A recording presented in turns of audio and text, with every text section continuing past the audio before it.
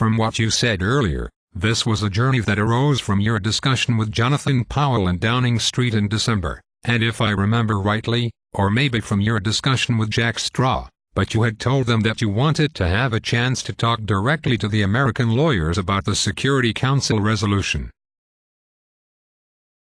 I think it had also come up in the conversation with Sir Jeremy Greenstock. I thought it would be helpful.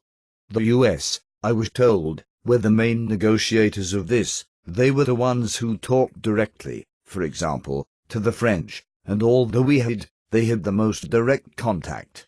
I believed that their understanding, what they could tell me about the history of the negotiating, would be helpful. So I agreed that this was something I should do.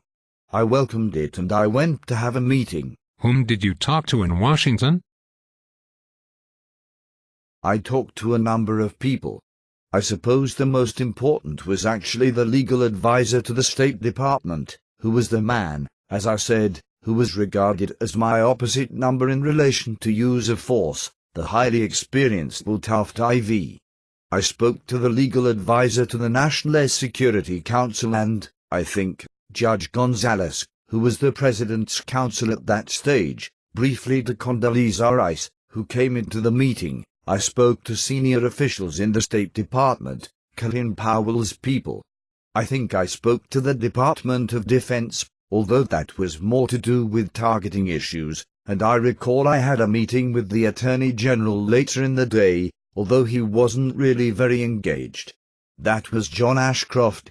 He wasn't really very engaged on this particular issue. We have heard from previous witnesses how this administration, like other administrations, often speaks with many voices. In your conversations about this specific issue, did you find that they were speaking with one voice or more than one voice? They were speaking with absolutely one voice on this issue. The discussion involved some detailed textual questions. I still have these sort of textual questions. Some of them really are quite detailed. You know, why is the word "and" used rather than "or," things of that sort. On one point, they were absolutely speaking with one voice, which is they were very clear that what mattered to them, what mattered to President Bush, is whether they would, as they put it, concede a veto. I need to explain that. And that the red line was that they shouldn't do that, and they were confident that they had not conceded a veto. The point about conceding a veto was that the red line was, we believe. They were saying that we have a right to go without this resolution. We have been persuaded to come to the United Nations. Plainly, some in the administration disagreed with that, you know that very well, but the one thing that mustn't happen is that by going this route, we then find we lose the freedom of action we think we now have, and if the resolution had said there must be a further decision by the Security Council, that's what it would have done, and the United States would have been tied into that.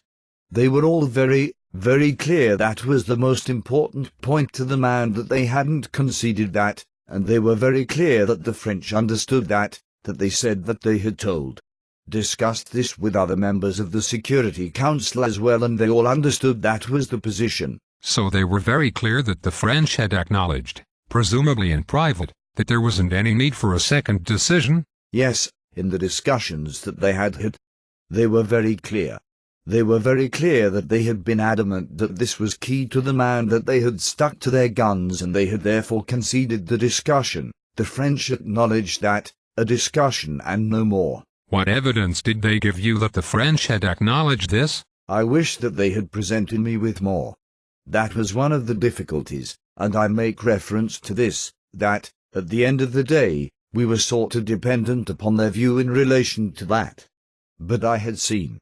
Certainly I had seen.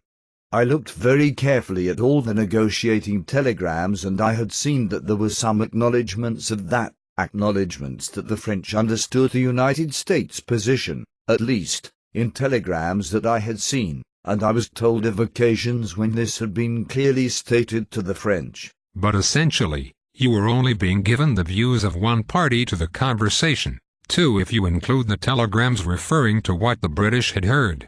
They couldn't give you clear evidence of this. You had to take their word for it.